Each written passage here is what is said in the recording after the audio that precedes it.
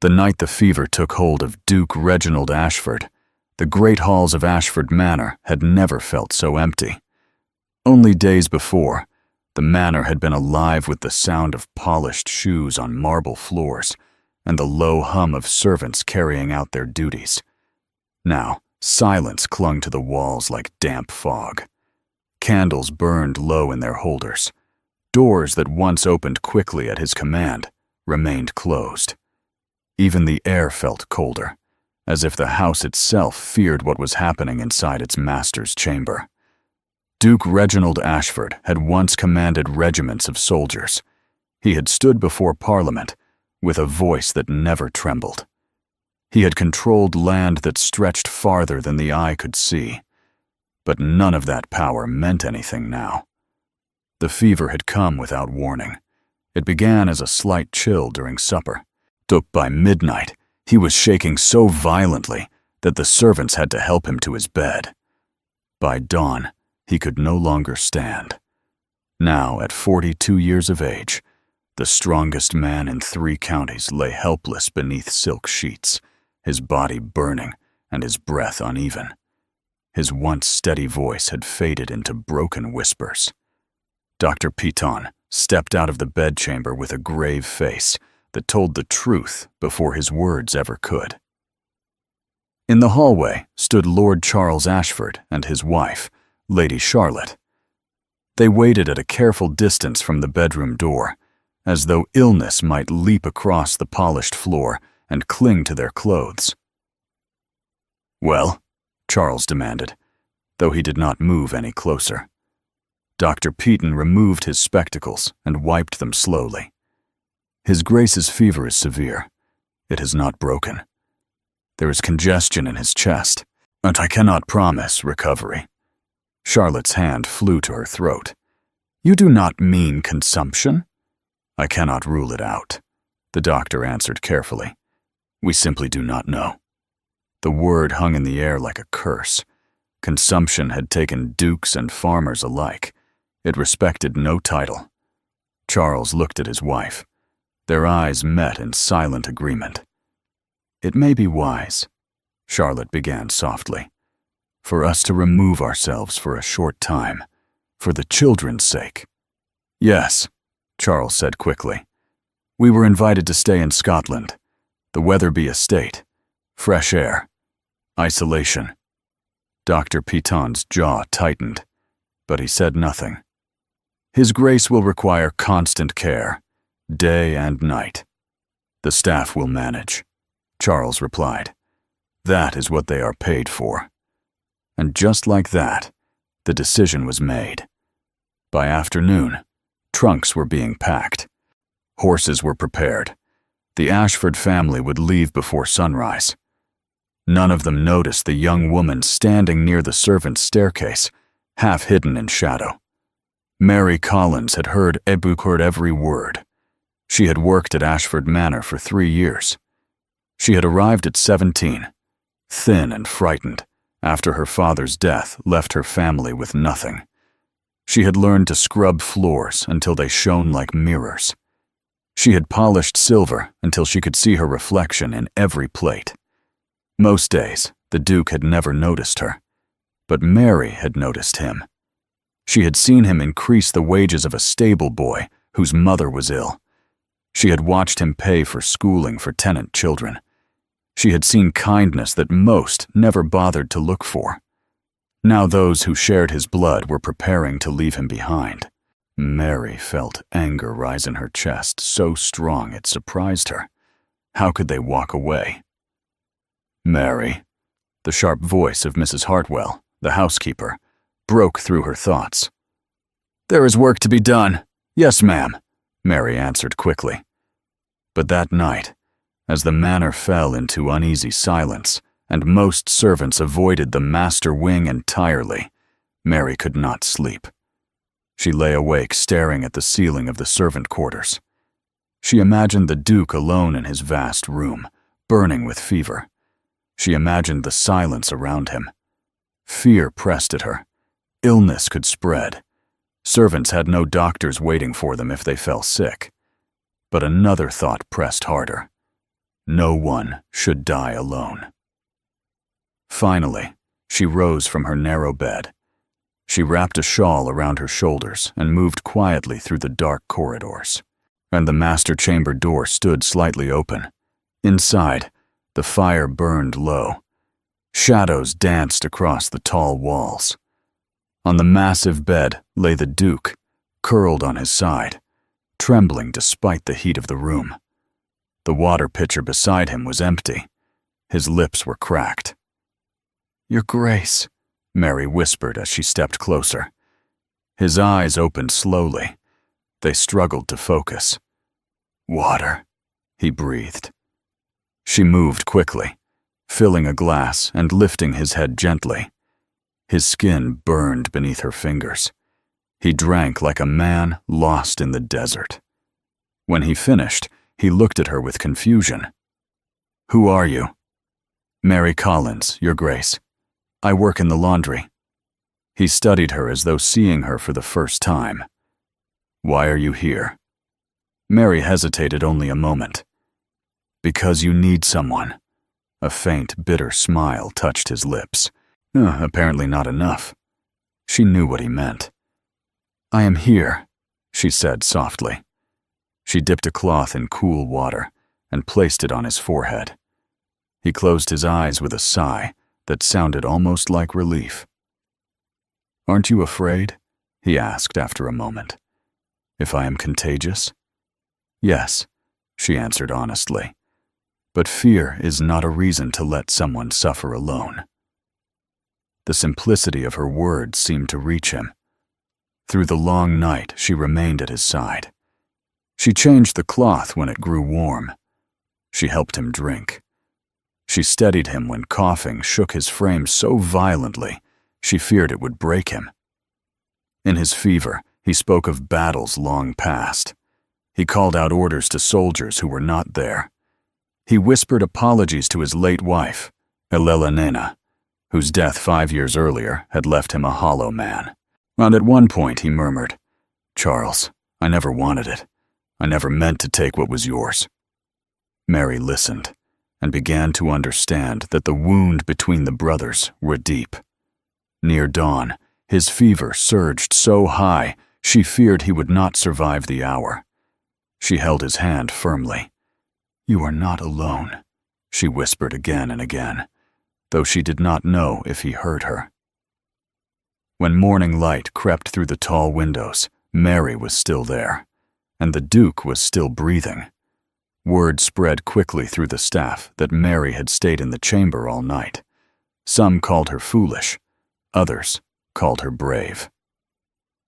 Mrs. Hartwell confronted her in the hallway. "You understand the risk," the housekeeper said quietly. "I do," Mary replied. "If you fall ill, we cannot promise the same care." "I know, Mera." And Hartwell studied her for a long moment. Then she nodded. "Then you will continue. Better one caretaker than many frightened ones." And so it began. Day after day, Mary remained at his side. She became his nurse, his steady presence, his voice of calm when delirium tried to pull him away. When he drifted in and out of awareness, she spoke to him of simple things, of her father's forge, of village mornings, of ordinary life beyond wealth and power. Slowly, the Duke began to respond. One evening, when the fever finally eased and clarity returned to his gray eyes, he looked at her with something new, gratitude, and something deeper. "You stayed," he said quietly. "Yes." "Why?" Mary met his gaze. "Because someone once left my family when we needed help. I know what that feels like. I would not let it happen again." Silence filled the space between them. For the first time in years, Duke Reginald Ashford did not feel alone in his own home. He did not yet understand that the quiet maid at his bedside was about to change the course of his life, and Mary did not yet understand that the courage it took to stay would lead her toward a future she had never dared to imagine. But something had shifted inside Ashford Manor. Not just the breaking of a fever, the beginning of something far more dangerous. Hope. The morning the fever finally broke, Ashford Manor felt different. The air no longer carried the scent of sickness alone. Sunlight slipped through the tall windows and touched the heavy curtains. For the first time in weeks, Duke Reginald Ashford slept without trembling. Mary sat in the chair beside his bed, her head resting lightly against the wall. She had not meant to fall asleep, but exhaustion had claimed her. When Reginald opened his eyes, he did not see shadows or ghosts from his past. He saw her, a simple gray dress, dark hair pinned neatly, one hand still resting near his, as if she feared he might slip away if she let go. He watched her quietly. This young woman had stayed when his own family fled. She had wiped his brow. She had listened to his broken confessions. And she had seen him weak. No one had ever seen him weak. "Mary," he said softly. Her eyes opened at once. "Your Grace, you are still here." She smiled gently. Of course. He pushed himself up slightly. The effort cost him, but he refused to lie flat like an invalid. "The fever feels lighter." "It has lowered since dawn," she replied. "Dr. Piton will be pleased." He studied her face. There were dark circles beneath her eyes. "You have not slept." "I rested," she said simply. He knew that was not true. Over the next days, strength returned slowly to his body. He could sit up without assistance. He could eat more than broth. He could speak without losing his breath. But something else had changed too. He began to wait for her footsteps. When she entered the room, the space felt warmer. When she left, it felt empty again. One afternoon, as she adjusted the pillows behind his back, he asked quietly, "How old are you, Mary?" 20, Your Grace." 20, he repeated. "When I was 20, I believed I understood the world. And now?" she asked gently. "Now I know I understood nothing." She smiled, but he saw something thoughtful in her eyes. "You spoke in your fever," she said carefully. He tensed. "What did I say?" "You spoke of your brother, of the inheritance." Silence fell between them. Reginald looked toward the window. Charles was meant to inherit. He was the elder. But after his accident, everything changed. "I am sorry," Mary said. "So was I," he replied bitterly. "Sorry for him. Sorry for myself. I loved my wife.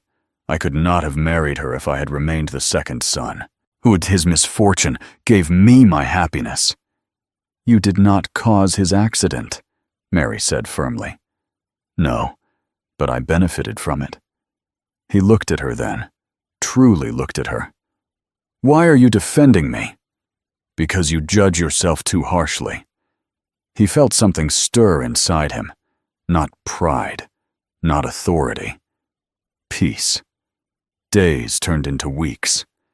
Mary continued her duties in secret at first. Then, openly, when Mrs. Hartwell declared that no one else was better suited to care for him. The other servants whispered. Some said the Duke favored her too much. Others said she had bewitched him during his weakness. Mary ignored them, but Reginald noticed. One evening, as she prepared to leave his chamber, he said, "They are talking about you." "They have the right," she replied quietly. "I am in a place not meant for me. You are here because I need you. That does not make it proper." He stood slowly from his chair, still unsteady but determined. "Proper," he repeated. "Where was proper when my own brother fled? Where was proper when you sat awake night after night while I burned with fever?" She looked at him, startled by the intensity in his voice. "You owe them nothing," he continued. "I owe myself my dignity," she answered. The words stopped him. For the first time, he saw not a servant. He saw a woman of strength. Days later, he left his chamber for the first time. The household lined the hallway as he walked slowly down the corridor. Weak, but upright. Mary remained at the back, her hands folded. When he reached the staircase, he paused. "Miss Collins!" he called. Every servant turned, but Mary stepped forward carefully. "Your Grace, walk with me!" Gasps whispered through the hall. She hesitated only a moment before moving to his side. Together they descended. That single walk changed everything. From that day forward, Reginald no longer hid his preference for her company. He asked for her assistance with reading correspondence while he regained strength. He sought her opinion on small estate matters. He asked about her childhood. He listened. And in listening, he began to admire her mind as much as her heart. One afternoon in the library, he said suddenly, "Mary, what do you want from life?" The question startled her. "No one has ever asked me that." "I am asking." She lowered her eyes thoughtfully. "A home, a husband who respects me, children, if God allows it, and a life where I am seen." "You are seen," he said quietly. She met his gaze. The air felt heavier. "Your Grace," she began carefully, "what is happening between us is not wise." He stepped closer. "Do you feel it too?" Silence. Her heart pounded so loudly she feared he could hear it. "Yes," she whispered. The word changed everything. Before either could speak again, the sound of carriage wheels echoed outside. Mary stepped back quickly. Later that afternoon, the Ashford carriage rolled into the drive. Charles and Charlotte had returned. The confrontation came swiftly. In the library, voices rose. "A servant," Charlotte hissed. "Have you lost your mind?" "She saved my life," Reginald replied coldly. Charles's voice hardened. "The staff talk. Society will talk louder. Well, you cannot attach yourself to a maid." "She has shown more loyalty than my own family," Reginald answered. Mary stood outside the door, her stomach twisting. She knew this would come. When Charles stormed into the hallway and saw her, his face filled with contempt. "So, this is the girl. I am Mary Collins, my lord. You have done enough damage." Reginald stepped out behind him. "That is enough." Charles turned sharply. "You are in love with her." The words fell like thunder. Mary felt the world shift. Reginald did not hesitate. "Yes," he said. The hallway fell silent. Mary's breath caught. Love, spoken aloud. Charles laughed harshly. "You would destroy the family name for a maid?" "I would choose loyalty over pride," Reginald replied.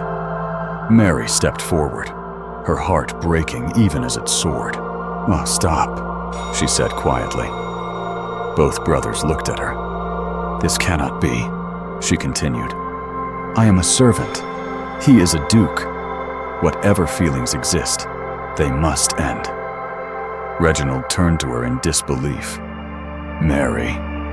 "I will leave," she said steadily. "That will end the scandal." "You will not," he said fiercely. "I must." She looked at him with tears in her eyes. "I love you," she whispered. The words struck him deeper than any accusation. "But I will not ruin you." And before he could stop her, she turned and walked away. Behind her, the Duke of Ashford stood frozen. For the second time in his life, he felt something being torn from him. Only this time, it was not illness. It was love. Mary left Ashford Manor before sunrise. No grand farewell, no dramatic scene, and just a small carpetbag in her hand, and tears she refused to let fall until the gates closed behind her. The road ahead was cold and quiet. Each step felt heavier than the last. She told herself she was doing the right thing. A duke could not marry a maid. Love was not stronger than society. At least, that was what she tried to believe. Back at the manor, Reginald stood at the window of his study long after she was gone. The room felt empty in a way illness had never made it feel. He had survived fever. He was not certain he would survive this. "She has left, Your Grace," Mrs. Hartwell said gently from the doorway. "I know," he replied. He did not move. That night, he did not eat. The next morning, he did not attend to estate matters. By the third day, even Dr. Piton grew concerned. "You are not ill," the doctor said firmly. "You are heartsick." Reginald gave a humorless laugh. "Is that a medical diagnosis?" "It is a truthful one." The doctor stepped closer. "Why are you letting her go?" "To protect her," Reginald answered. "From what?" "From scandal, from ridicule, from a life where she would never belong." "Did you ask her what she wanted?" the doctor asked. The question struck him like a blow. He had not. He had decided for her. "You are one of the most powerful men in England," Dr. Piton continued. "If you wish to marry her, no law forbids it, only pride and fear." Reginald turned sharply. "But society would destroy her." "Society always resists what it does not understand," the doctor replied. "But it adjusts, it forgets, it moves on. The question is whether you will allow fear to rule you." That night, Reginald did not sleep. He remembered the feel of her hand in his, the sound of her voice during his darkest hours, the way she had chosen to stay when others fled. He had nearly died once. He would not waste his second chance at life. By dawn, his decision was made. Mary had found work in London. She served as a lady's maid in a grand house where no one knew her past. She moved quietly through marble halls once again, but this time her heart felt hollow. She dreamed of Ashford Manor. She dreamed of gray eyes watching her. One afternoon, as she crossed a square with a basket on her arm, she saw him. The Duke Reginald Ashford stood beside a black carriage. He looked thinner, more intense. When their eyes met, the world seemed to fall silent. He crossed the street without hesitation. "Mary!" She dropped into a small curtsy out of habit. "Your Grace." "Do not call me that," he said softly. "Not now." Her heart trembled. "You should not be here. I should be nowhere else." He stepped closer. "I have been a fool," he said plainly. "I let you leave because I thought I was protecting you, but I never asked what you wanted." She could barely breathe. "It does not matter what I want. It matters to me." He took her hands gently. "I love you," he said. "Not out of gratitude, not out of loneliness. I love you because you are brave and kind and stronger than anyone I know. I love you because when I was weak, yet you stood firm." Tears filled her eyes. "You deserve someone of your own world," she whispered. "I deserve the woman who stayed," he answered. People passed around them, but he did not care. "Marry me," he said. Her heart stopped. "You cannot mean that. I have never meant anything more. You would lose friends, position, respect." "I nearly lost my life," he replied quietly. "All of that meant nothing then. You did." She looked at him, searching his face for doubt. There was none. "What if I fail?" she asked softly. "Then we fail together. What if they laugh? Let them.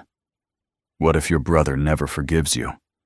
He will either learn to respect my choice, or he will not be part of my life." Silence stretched between them. For weeks she had told herself love was not enough. But now, standing before him, that she knew one truth. She loved him more than she feared the world. "Yes," she whispered. His breath left him in relief. "Yes?" he repeated. "Yes," she said again, stronger this time. I will marry you. He drew her into his arms. For the first time since leaving the manor, she felt whole. The announcement shocked society. A duke marrying a former maid. Whispers filled drawing rooms. Newspapers printed bold headlines. Some called it madness. Others called it romance. Charles was furious. "You are destroying the family name," he said, during their final argument. "No," Reginald answered calmly. "I am building a future based on loyalty, not pride." The wedding was smaller than most expected, but dignified. Mary walked down the aisle in ivory silk. She felt every eye upon her, some cold, some curious, some kind. But when she saw Reginald waiting, none of that mattered. "I promise to stand beside you," he said during the vows. "And I promise to never leave when you need me," she answered. When he placed the ring on her finger, it felt like more than marriage. It felt like victory over fear. Life did not become perfect overnight. There were invitations that never arrived, conversations that stopped when she entered rooms, cold glances at formal dinners. But Mary did not shrink. She learned. She listened. She carried herself with quiet strength. Slowly, the whispers faded. People began to see not the maid, but the Duchess. She visited hospitals. She opened schools for working children. She spoke kindly to servants and nobles alike. Respect followed. Years passed. Ashford Manor filled with laughter once more. On a warm spring morning, Mary walked through the gardens with a small child in her arms. Reginald followed behind them, smiling in a way he never had before. Charles stood nearby, watching his nephew chase butterflies across the lawn. Time had softened him. Family dinners no longer ended in arguments. One evening, as the sun dipped low over the estate, Mary sat beside her husband beneath the old oak tree. "Do you ever regret it?" she asked softly. "Marrying you?" he replied with gentle surprise. "Never." She leaned her head against his shoulder. "You stayed when I was dying," he continued. "You chose courage when others chose comfort. That is the greatest nobility I have ever known." Mary smiled. Once, she had been invisible. Now she was a duchess. But the title was not what mattered. What mattered was the choice she made that night. To stay. To care. To love. The wealthy widowed duke had nearly died alone, but a maid had refused to let him. And in saving his life, she had changed both of their destinies forever.